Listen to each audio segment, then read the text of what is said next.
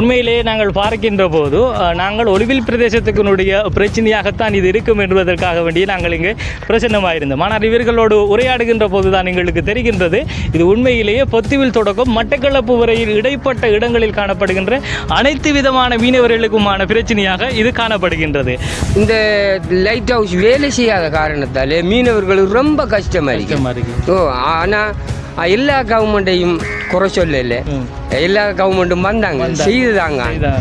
இப்பொழுது இருக்கிற கவர்மெண்ட்டை நாங்கள் பரிபூர்ணமாக நம்புகிறோம். இப்போ லாமண விளக்குற திரி போல தான் பார்த்து லாமண விளக்கு திரி போல பார்த்து மீனவர்கள் அக்கறை பத்தும் காத்தாங்குடியும் அங்கேயும் ஒரு அந்த லெக்கு இல்லாமல், அதாவது ஒலிவில் பிரதேசத்தில் இருக்கிற மீனவர்கள் திசை மாறி போறா திசை மாறி போறா. அந்த வெளிச்சமும் கடலுக்கு வருது இல்லை. திரும்ப காத்தாங்குடிக்கு போனோம்னா காத்தாங்குடி இந்த ஒலிவிலுக்கு திரும்பி வந்துருக்கு. அப்படி வந்துருக்கு செலவு வருமே வந்திருக்கு. நான் தோணி கொண்டு போய் அப்படி வந்தேன்.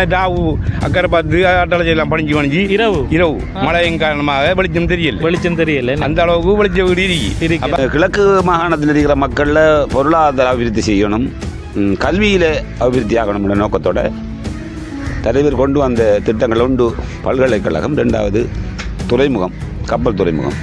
அது இந்த வெளிச்ச வீடு மீனவர்களுக்கு தேவைக்காக அமைச்சது. அதை அமைச்சு பெரிய காணிவெல்ண்டா மோட்டார் பைக்கிலிருந்து இனிப்பு முட்டாசிலிருந்து டெக்டர் மட்டுக்கு இதில் விற்பனை போட்டு பெரிய அளவில் இதை செஞ்சு நான் நினைக்கிறேன் இந்த லைட் ஹவுஸ் ஏரியாவில் இருந்து நம்மளோட 2 கிலோமீட்டர் தூரம் சீனம்பட்டி சந்தி மட்டுக்கு வாகனம் 2 சைட்லேயும் அடித்து பார்க்கிங் அடித்து